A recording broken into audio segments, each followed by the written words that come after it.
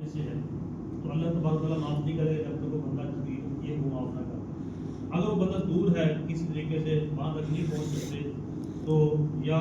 وہ بندہ انتقال کر گیا ہے، اب اس کی غیبت بھی کی ہے، اب اردو کا بھی انتقال کر کے اس سے معافی طلبی اب مشکل کام ہے، تو یہاں فرمایا کہ پھر اس کے لیے جتنا ہو سکے اس پہ استغفار کرے کہ اللہ تو اس کی بخشش کر دے گی، اللہم اغفر لنا ولہ، چاہے ہمیں اور اسے بخش دے، کہ اس کے لیے بخشش کی دعا کرتے رہیں گے تو انشاءاللہ اللہ تبارک تعالیٰ جو ہے ہمیں بھی اس کی دعا کر کے اللہ تعالیٰ ہمیں بھی معاف فرمائے۔ حضرت ابو ہریرہ سے روایت ہے کہ معاذ اسلم جنوں کو جب رجم کیا گیا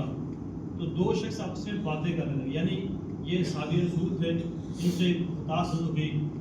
یعنی ایسا کہ ان پر حد قائم ہوئی، حضور علیہ وسلم کو رجم کروایا، تو پھر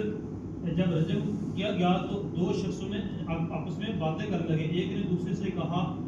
اسی تو دیکھو کہ اللہ عز و جل نے اس کی پردہ پوشی کی تھی مگر اس کے نفس سے نہ چھوڑا،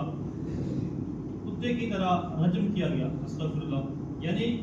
کہ حضور علیہ السلام کے دوران اس کے جو صحابہ کرام تھے ان کے اندر یہ ولولہ تھا، یہ شوق تھا کہ جب بھی ان سے انسان جو دشمن ہے، شیطان انسان کا ہمیشہ کے دشمن ہے، انہو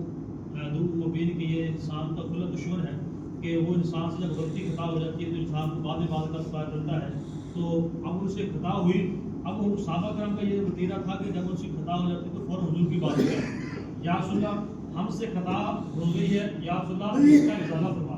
تو اللہ کے نبی علیہ السلام تو اس کا حل کیونکہ اللہ نے قرآن میں فرمایا ولو انہم اذ ظلموا انفسہم جاؤک، جب تم سے کوئی گناہ ہو جائے، اپنے جانوں پر ظلم کر بیٹھو تو میرے محبوب کے در پر حاضر ہو جاؤ تو تمہاری خطائیں جو ہے وہ معاف ہو جائیں گی۔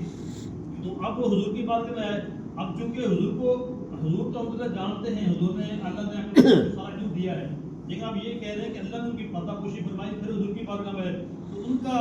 اپنا ایک جذبہ تھا کہ میں حضور کی بارگاہ میں جاؤں گا تو اللہ تعالیٰ میرے گناہ معاف فرما دے گا، اگر جو ہے میری منزل قبر کی وہ آسان ہو جائے گی، تو اس کے بعد تو اب حضور علیہ السلام نے سکوت کیا، یعنی آپ نے ان کی باتوں کو سن لیا اور خاموش رہے، جواب نہ دیا،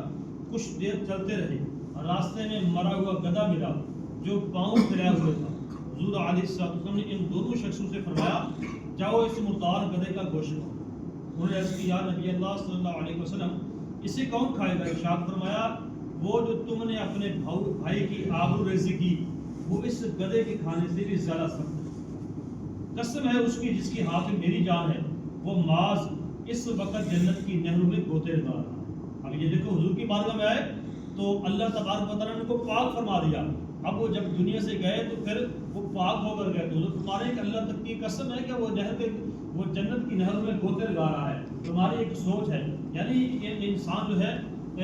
یہ ناشکر، اب یہ بندہ سوچتا نہیں ہے کہ میں نے کیا نکالا منہ سے کیا نہیں نکالنا، تو انہوں نے ایسی بات نکال دی، بارے میں کوئی صحابہ کرام کا ایک اپنی شان ہے، تو یہ ہمارے لیے بھی ایک راہ ہدایت ہے کہ ہم اگر کوئی بندہ یہاں سے دنیا سے رخصت ہو جائے تو اس کے بعد پھر اس کی لوگ جیتنے کو نہیں چھوڑتے، مرنے کو نہیں چھوڑتے، لیکن جو فوت ہو گیا تو اس کو اچھے وقت کی یاد کیا جائے تاکہ اللہ تبارک تعالیٰ اس کو رحم فرمائے کہ ہم نے بھی مر جانا ہے، وہ اگر مر گیا ہم نے بھی مر جانا ہے، تو سمجھ کر اس لیے وہ ضروری ہے۔ حضرت اسامہ بن شریک نے روایت ہے کہ رحمت عامہ شاہ فرمایا اے اللہ عز و جل کے بندو، اللہ نے حق اٹھا لیا مگر جو شخص کسی مسلمان کی بطور ظلم